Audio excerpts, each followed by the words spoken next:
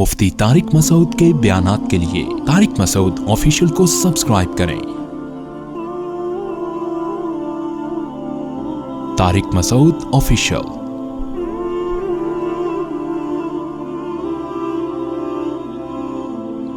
میرے جب پشاور میں بیان ہوا نا تو ایک بات میں نے پشاور والوں کو کہنی تھی، وقت کی کمی کی باعث میں نہیں کہہ پایا۔ پھر میں نے کہا دوبارہ پتہ نہیں کب پشاور جانا ہوگا، اہتمام سے یہ بات کہوں گا، لیکن پہلے ہی پارسل کر دو تو اچھا ہے۔ یہ میں آپ سے کہہ رہا ہوں اسپیشل پشاور پہ کلپ بنا کے یہ میرا کلپ چلانا ہے، صحیح ہے نا؟ پشاور والوں سے خصوصی خطاب۔ پشاور میں فقہ حنفی کے خلاف مردان میں، پشاور میں، ان تمام علاقوں میں بہت کام ہو رہا ہے۔ لوگ آئیں گے آپ کو حدیثیں دکھائیں گے، یہ دیکھو امام حنیفہ یہ کہتے ہیں اور حدیث میں یہ، ان کے جوابات تو ہم دیتے رہتے ہیں کہ کوئی بھی آپ کو حدیث امام حنیفہ کے خلاف لے کر آؤ، ہم سے مطلب پوچھو، میں نے تو یہاں اجازت دی ہوئی ہے، پرچہ لاؤ، پرچوں پہ لکھو، میں بتاؤں گا جواب اس کا۔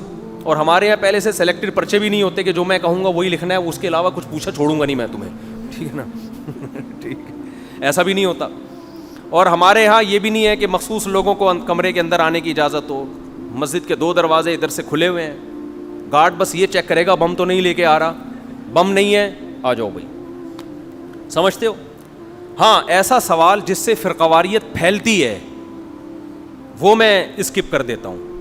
وہ اس لیے نہیں کہ جواب مجھے نہیں آتا، بلکہ ہر بات اگر بیان کر دی جائے تو اصلاح کے بجائے کیا ہوتا ہے، اس سے فساد پھیلتا ہے۔ کسی کے اندر کوئی خرابی ہے، الگ سے چھاؤں میں لے جا کے اس کو سمجھایا جائے، اس کا نام لے کے ساری دنیا کے سامنے اس طرح آپ رسوا کر دیں تو اس سے بجائے فائدہ ہونے کے الٹا کیا ہو جاتا ہے۔ تو ایسے سوال میں اسکپ کرتا ہوں۔ یا میرے پرسنل لائف کے بارے میں لوگ پوچھ رہے ہوتے ہیں بعض دفعہ، وہ ہر بات بتانے کی نہیں ہوتی، تو ورنہ میں نے تو اوپن اجازت دی ہے بھائی۔ اور ہم نے تو اتنا بڑا ظرف رکھا ہوا ہے یار، ہمیں جواب نہیں آئے گا تو بول دیں گے ابھی مجھے معلوم نہیں ہے اس کا جواب، تو اس میں کون سا مسئلہ ہے بھائی؟ جو جواب نہیں آیا آدمی بول دیں مجھے نہیں پتا یار، تحقیق کر کے بتا دیں گے بعد میں۔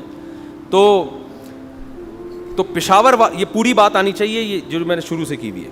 تو پشاور والوں سے میں ایک بات کہتا ہوں، دیکھو پشاور میں جب اسلام آیا ہے نا، فقہ حنفی کی شکل میں ہی آیا ہے۔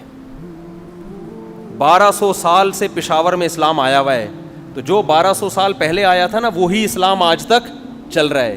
اس کے علاوہ کچھ اور اگر ہوگا تو وہ نیا فرقہ ہوگا، وہ والا نہیں ہے جو اس وقت آیا تھا۔ پورے بر صغیر میں جو اسلام آیا ہے، بنگلہ دیش میں، برما میں، اور اللہ بلا کرے دہلی میں، سہارنپور میں، پاکستان میں، لاہور میں، ملتان میں، خانیوال میں، کراچی میں، ٹھیک ہے نا؟ یہ آج نہیں آیا اسلام، یہ کب آیا ہے؟ یہ 1200-1300 سال پہلے اسلام ان ملکوں میں آ چکا تھا۔ ازبکستان، تاجکستان، بخارا، سمرقند، یہ تمام علاقوں میں فقہ حنفی آیا ہے۔ ملیشیا میں فقہ شافعی آیا ہے، سمجھتے ہو؟ تو یہ اگر غلط ہوتے، اس کا مطلب دنیا میں جب اصل اسلام آیا تھا وہ غلط آیا تھا، اب کون سا والا آ رہا ہے؟ تو یہ خود ایک بہت بڑا سوالیہ نشان ہے کہ اب اسلام آ رہا ہے۔ بر صغیر میں تو 1200 سال سے گھاس کھا رہے تھے کہ ہم یہاں پہ جتنے بڑے بڑے کمانڈر بر صغیر میں گزرے ہیں، جو ہندوؤں سے لڑے ہیں، جو سکھوں سے لڑے ہیں، جو غیر مسلموں سے لڑے ہیں، سارے حنفی ہیں۔ کوئی ایک بھی حنفیوں کے علاوہ نہیں دکھا سکتے آپ تاریخ میں، سمجھتے ہو؟ محمود غزنوی کیا تھا؟ یہ فقہ حنفی کو فالو کرتا۔ ٹیپو سلطان کیا تھا؟ یہ جتنے ہمارے نجات دہندہ آئے ہیں، جتنی خلافتیں، جتنی حکومتیں، پشاور میں آج بھی بڑے بڑے قلعے ہیں۔ پھر انگریزوں کے خلاف لڑائی کس نے لڑی ہے؟ یہ سب حنفیوں نے لڑی ہے۔ ایک صاحب کہنے لگے کہ اب ہمارا مسلک پشاور میں الحمدللہ تیزی سے پھیل رہا ہے، تو انہی کے مسلک کے دوسرے آدمی نے کہا کہ یار پھر 1200 سال پہلے کیا آیا تھا اور 1000 سال سے کیا تھا؟ اگر اب ہمارا مسلک پھیل رہا ہے تو یا تو ہم غلط ہیں یا 1200 سال سے یہ گھاس کھا رہے ہیں۔ تو اس بیس پر وہ حنفی ہو گیا کہ یار یہ کیا ہے۔ تو فقہ حنفی پر جتنے اعتراضات کرتے ہیں نا کہ قرآن و حدیث کے خلاف، یہ اعتراضات ان کے بنائے ہوئے ہوتے ہیں اور کوئی صحیح آدمی جواب دینے والا ملا نہیں ہوتا۔ اس وجہ سے وہ ابو حنیفہ پر اعتراضات۔ ابو حنیفہ کو جو اللہ نے اتنی عزت دی ہے نا کہ 50% سے زائد مسلمانوں نے اکیلے ابو حنیفہ کو فالو کیا ہے۔ یہ عزت اس لیے نہیں کہ ابو حنیفہ ان کے ماموں یا چاچو لگتے تھے، اس لیے کہ ابو حنیفہ کے دلائل کی جو قوت تھی، وہ قوت میں باقی تمام فقہا پر کیا تھے؟ وہ غالب تھے، جو تفقہ اور بصیرت اللہ نے عطا فرمائی تھی۔ ہم دوسرے فقہا کا بھی احترام کرتے ہیں، امام شافعی کے ہم خاک کے برابر بھی نہیں ہیں، امام احمد بن حنبل جو امام بخاری کے استاذ ہیں، ہم اپنے آپ کو ان کی خاک کے برابر بھی نہیں سمجھتے۔ امام ابو حنیفہ کی فضیلت بیان کرنے کا مقصد دوسرے فقہا کی توہین نہیں ہے، بتانا یہ مقصد ہے کہ جس فقیہ پر دنیا اعتراض کرتی ہے نا کہ ان کے یہ مسئلے قرآن و سنت کے خلاف ہیں, تو ان کے علم میں کمی ہوتی ہے, ان کی بصیرت میں کمی ہوتی ہے, اس وجہ سے ان کو لگتا ہے کہ قرآن و سنت کے خلاف, حقیقت میں قرآن و سنت کے خلاف نہیں ہوتا. جھینگے کا مسئلہ دیکھ لو, کیکڑے کا مسئلہ دیکھ لو. بہت سے لوگ کہتے ہیں یار یہ کیکڑا جو ہے نا تو قرآن میں آتا ہے احل لکم صید البحر, تمہارے لیے سمندر کا شکار حلال ہے, تو کیوں ابو حنیفہ نے پابندی لگا دی کیکڑا کھانے پر؟ ایک صاحب مجھ سے الجھ پڑے کہ یار یہ تو قرآن میں صاف ہے کہ سمندر کا شکار حلال ہے. میں نے کہا یار یہ بات مجھے بتاؤ, تمہاری سمجھ میں آ رہی ہے کہ قرآن میں صاف ہے کہ سمندر کا شکار حلال ہے, تو اس کا اگر یہ مطلب ہے تو پھر کوئی ایک صحابی تو دکھاؤ جنہوں نے کیکڑا کھایا ہو. بھائی کوئی ایک تابعی تو دکھاؤ جنہوں نے کیکڑا کھایا ہو. کیوں نہیں کھاتے تھے اس وقت؟ قرآن کی آیت کا مطلب احل لکم صید البحر, یہ حرم سے متعلق ہے. اس سے پہلے والی آیتوں میں ہے کہ حالت احرام میں خشکی کا شکار حرام ہے. اس سے پتہ چلتا ہے اس سے مراد کیا ہے کہ حالت احرام میں سمندری شکار پر پابندی نہیں ہے. اس میں یہ نہیں بتایا جا رہا ہے سمندر کی کون سی مخلوق حلال ہے تو کون سی حرام ہے. اس میں تو یہ بتایا جا رہا ہے کہ احرام کی شکار والی پابندیاں خشکی کے جانوروں پر لاگو ہوتی ہیں, سمندروں کے جانوروں پر لاگو نہیں ہوتی. بس آپ ریفرنس دیکھ رہے ہیں, آیت نمبر بھی کوٹ کر دی محترم نے اور حدیث حوالہ بھی دے دیا, تو اتنا کافی. پھر بھی یہ مسئلہ اختلافی ہے, ہم دوسرے فقہا کا بھی احترام کرتے ہیں. اگر شافی لوگ کھا رہے ہیں اور وہ سمجھتے ہیں امام شافی پر ہمیں زیادہ اعتماد ہے تو ٹھیک ہے, لیکن فنڈر گیری نہ کریں کہ ہمیں آتا ہے ابو حنیفہ کو نہیں آتا تھا. تو پشاور والوں سے میں خاص طور پہ کہہ رہا ہوں کہ یہ جو رفع الیدین کا مسئلہ ہے, اگر اس طرح دلائل ہوتے ہیں نا جس طرح, اچھا ایک رفع الیدین کے مسئلے میں ایک اور گڑبڑ کی جاتی ہے, جزء رفع الیدین للبخاری. امام بخاری کا ایک رسالہ ہے جزء رفع الیدین, اس میں رفع الیدین کی حدیثیں لائے ہیں. لوگ اس کو بھی صحیح بخاری سمجھتے ہیں, حالانکہ وہ صحیح بخاری نہیں ہے, وہ بخاری صحیح بخاری کے علاوہ الگ رسالہ ہے. لیکن عوام کہتی اتنی حدیثیں امام بخاری نے روایت کی ہیں, جس سے یہ وہم ہوتا ہے کہ یہ ساری کہاں ہیں, صحیح بخاری میں, حالانکہ وہ صحیح بخاری میں نہیں ہے. بس امام بخاری کا نام آ گیا, آپ نے امام بخاری کی حدیث کو کیا سمجھنا شروع کر دیا, لکھا ہوتا ہے نا رواہ البخاری. تو الادب المفرد بھی امام بخاری کا رسالہ ہے, اس میں تو ضعیف حدیثیں بھی ہیں, لیکن وہ بھی کیا ہے, رواہ البخاری. بس پبلک دیکھ رہی ہے رواہ البخاری. یہ تو علم کی حالت ہے. فنڈر ایسے بنے ہوئے ہیں کہ بڑے بڑے فقہا پر کیا کرتے ہیں, اعتراض. تو رفع الیدین کا مسئلہ بھی اختلافی ہے, اس میں امام حنیفہ کے دلائل کمزور نہیں ہیں. امام ترمذی جو امام بخاری کے شاگرد ہیں, جب وہ رفع الیدین کی حدیث کا تذکرہ کرتے ہیں تو صاف لفظوں میں کہتے ہیں وہ بھی یقول بعض اہل العلم من اصحاب النبی, یہی صحابہ میں بعض صحابہ کا مذہب ہے. لیکن جب رفع الیدین نہ کرنے کی حدیث لاتے ہیں تو لکھتے ہیں وہ بھی یقول غیر واحد من اہل العلم من اصحاب النبی, یہی بہت سارے اہل علم صحابہ کا مذہب ہے. رفع الیدین کرنے کے بارے میں کیا کہا, بعض صحابہ کا, نہ کرنے کے بارے میں کیا کہا, بہت سارے اہل علم صحابہ کا مذہب ہے یہ. تو پشاور والوں, جو مذہب اسلام تمہیں ملا ہے نا وہ غلط بولو نہیں ہے. اور جتنے آپ کو دوسرے مسلک کے لوگ نظر آئیں گے پاکستان میں فقہ حنفی کے علاوہ, ہاں شافی ملیں گے, وہ صدیوں سے شافی ہیں, لیکن حنفی اور شافی کے علاوہ جو آپ کو ملیں گے نا بر صغیر میں, 2-3 پشتوں کے بعد جا کے وہ بھی حنفی ہوں گے.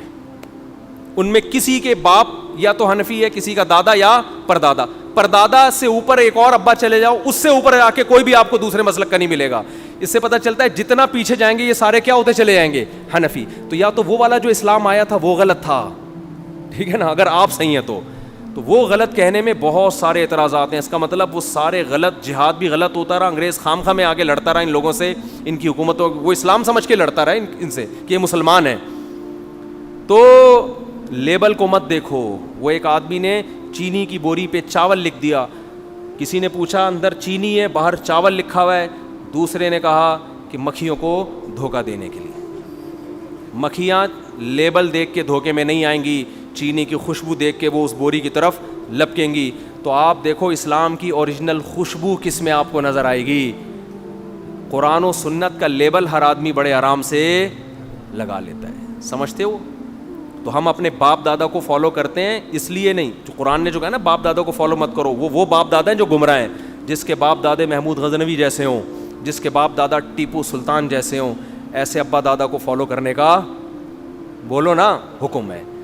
ہمیشہ سے جہاد حنفی شافی لوگ ہی کرتے آئے ہیں، جن میں حنفیوں کا کردار بہت زیادہ ہے، شوافی بھی، حنبلی بھی، مالکی بھی، یہ لوگ کرتے آئے ہیں. باقی تو تھے ہی آٹے میں نمک کے برابر، بہت سے تو سرے سے تھے ہی نہیں اور اب بھی آٹے میں نمک کے برابر ہیں.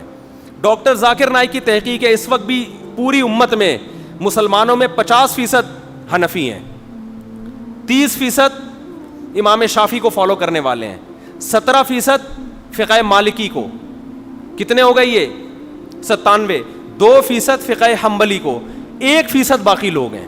تو وہ 1% یہ دعویٰ کریں ہم قرآن و حدیث کو فالو کرتے ہیں اور باقی سارے اندھے مقلد ہیں، تو یا تو وہ 1% جنت میں جائیں گے میرے بھائی، یا یہ 97.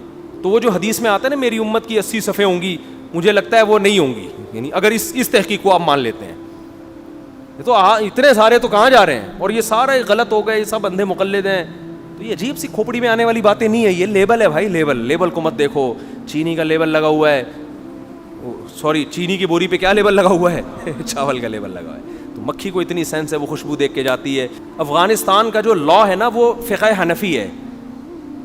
جب سے یہ چاروں فقہ وجود میں آئے ہیں، دنیا میں جہاں بھی حکومت قائم ہوئی ہے نا اسلامی، قانون کا حصہ کوئی مخصوص فقہ بنائے، یا تو فقہ حنبلی بنائے یا فقہ مالک. فلسطین میں آج بھی یا تو فقہ شافی ہے یا مالکی ہے، مجھے اچھی طرح وہ اسپیسیفک وہ فقہ یاد نہیں رہا. سعودی عرب میں لا میں آج بھی کیا ہے، فقہ حنبلی ہے. اور افغانستان میں کیا ہے آج بھی، امریکہ ابھی تک اس کو چینج نہیں کر سکا، وہ فقہ حنفی ہے. وجہ کیا ہے، ایک مخصوص فقہ کیوں لاگو کیا جاتا ہے؟ اس لیے کہ اگر حکومت کو آزاد چھوڑ دیا جائے کہ آپ نے قرآن حدیث پہ فیصلے کرنے ہیں، تو لیبل بہت اچھا ہوگا لیکن قرآن و حدیث کے نام پہ تحریفات شروع ہو جائیں گی. تو پابند بنایا جاتا ہے کہ آپ قرآن و سنت کی تحقیق اس فقہ سے نہیں نکلنی چاہیے باہر. جیسے سعودی عرب میں اگر جج کو کھلی چھوٹ دے دیں کہ آپ خود تحقیق کرو، تو کیا پتا وہ کل کیا مارکیٹ میں لے آئے، غامدی صاحب جیسا کوئی آ جائے اور وہ عورت کی عدت ہی کو کیا کر دے، ختم. وہ کیا عدت ہی نہیں ہے، وہ اپنی لاجک لائے. تو مخصوص کا پابند بنانا اس لیے پڑتا ہے کہ ایک حد تک رہیں یہ قرآن و اور اس پاکستان میں چونکہ کوئی مخصوص فقہ آئین کا حصہ نہیں ہے، اس کا نقصان آج ہم اپنی آنکھوں سے دیکھ رہے ہیں. جب حکومت کو کوئی غیر شرعی قانون پاس کرنا ہوتا ہے، کچھ سرکاری مولویوں کو بٹھا کے ڈیبیٹ کرا کے ان کو اسلام کا لیبل لگا کے اس کو آئین کا حصہ بنا دیا جاتا. مثال کے طور پر ایوب خان نے کیا کیا تھا، ایوب خان نے یہاں کے علماء سے پوچھا کہ ڈیورس کے بعد عدت کے کیا احکام ہیں. سب علماء نے کہا 3 حیض عورت کو انتظار کرنا پڑے گا. کتنے حیض؟ 3 حیض. اس سے پہلے عورت کہیں اور شادی بولو نہیں کر سکتی. اس نے کہا یہ 3 حیض تو ہر ایک کے مختلف ہوتے ہیں. پھر اس نے دوسری شادی پر پابندی کی بات کی تو علماء نے کہا دوسری شادی پر پابندی نہیں لگ سکتی. اور بہت سارے مسائل ہیں. طلاق میں وہ یہ چاہتا تھا کہ حکومت کے پاس یہ معاملہ آئے طلاق کا، ڈیورس کا. مرد کو جو اختیار ہے نا جب چاہے طلاق دے دیتا ہے، یہ گورنمنٹ اس میں انوالو ہونی چاہیے. تو علماء نے کہا گورنمنٹ اس میں انوالو نہیں ہو سکتی. اس نے کیا کیا، اب وہ آئین سے قرآن و سنت کو تو نہیں نکال سکتا تھا نا ایوب خان، وہ یہ تو نہیں کر سکتا تھا کہ آئین سے یہ شق نکال دے کہ قرآن و سنت کے خلاف بھی قانون بنے گا. اس نے کہا کوئی بات نہیں، قانون اپنی مرضی کا ہوگا، لیبل اس پہ کون سا لگائیں گے. تو مارکیٹ میں ہر طرح کے مولوی مل جاتے ہیں. اس نے مصر سے ایک ماڈرن قسم کے مولانا کو بلوایا، ماڈرن جو اپڈیٹ قسم کے 3 پیس سوٹ ٹائی میں بڑے زمانے کے حساب سے چلنے والے، جو بالکل غامدی ٹائپ کے آدمی تھے. انہوں نے کہا ایکچولی یہ جو 3 حیض ہے نا اصل میں یہ 90 دن ہے. کتنا ہے؟ تو عدت 3 حیض نہیں ہے بلکہ کتنے ہیں، 90 دن. 3 مہینے 90 دن کے ہوتے ہیں. تو وہ اجتہاد کر کے یہ گنجائش ہے، چلو بھائی 90 دن ہو گئی. اس نے کہا کہ طلاق کے بعد اسلام نے یہ بھی کہا ہے کہ رجوع بھی کر سکتے ہو. تو اور پھر قرآن نے یہ بھی کہا ہے کہ میاں بیوی میں جھگڑا ہو جائے تو ایک ثالثی بھی ہونا چاہیے. تو یونین کونسل وہ کیا کرے گی، ثالثی کا کردار. قرآن نے تو صرف اتنا کہا تھا کہ وہ ثالثی کر کے دونوں میں جوڑ پیدا کرے گی. جوڑ اگر دونوں چاہیں گے تو جوڑ ہو جائے گا.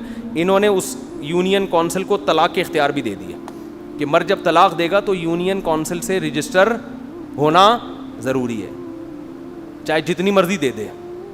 سمجھتے ہو؟ خیر اتنے تحریفات کرتے کرتے کرتے کرتے اس کو قانون کا حصہ بنا کے پوری قوم پہ کیا کر دیا، تھوپ دیا. اور کہا یہ دیکھو یہ مولوی ہے اور یہ ہر مسئلے پر دلیل کہاں سے دے رہا ہے، قرآن سے. اس وقت علماء نے، جس میں خاص طور پر مفتی ولی حسن ٹونکی رحمۃ اللہ علیہ نے بہت کتابیں لکھی کہ یہ بالکل قرآن و سنت کے خلاف ہے، لیکن کسی نے ان کی نہیں سنی, گورنمنٹ نے نہیں سنی. اس نے کہا آپ کی مرضی کا قرآن نہیں مانتے ہم وہ مانیں گے جو ہماری سمجھ میں آئے گا. تھوپ دیا ہمارے اوپر.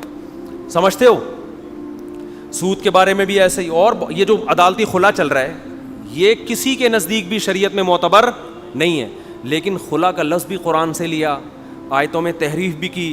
جنرل مشرف نے قرآن و سنت کا لیبل لگا کر اس کو پوری امت پہ کیا کر دیا, تھوپ دیا. اگر کسی مخصوص فقہ کے پابند ہوتے تو یہ حرکت بولو نہ ہوتی, کیونکہ ان چاروں فقہ میں قرآن و سنت کی تشریح ہو چکی ہے. تو پھر عدالت پابند ہوتی, بھائی آپ کو اس تشریح سے ہٹنے کی اجازت نہیں. جیسے سعودی عرب کی عدالت پابند ہے. آپ کو پتہ ہے سعودی عرب میں نجی محفل میں تو مفتی فتویٰ دے دیتے ہیں 3 طلاق ایک ہوتی ہے. سعودی عرب کی عدالت یہ فتویٰ نہیں دے سکتی.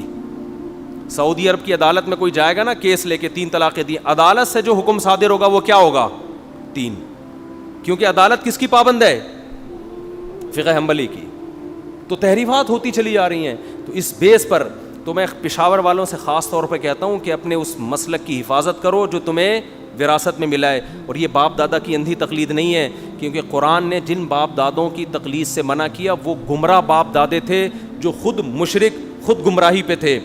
ہم جن باپ دادوں کی بات کر رہے ہیں یہ وہ ہیں جو انگریزوں سے لڑتے آئے ہیں, جنہوں نے بر صغیر میں اسلام کی حفاظت کی, جنہوں نے عقیدہ توحید کی حفاظت کی, جنہوں نے بدعات کا خاتمہ کیا.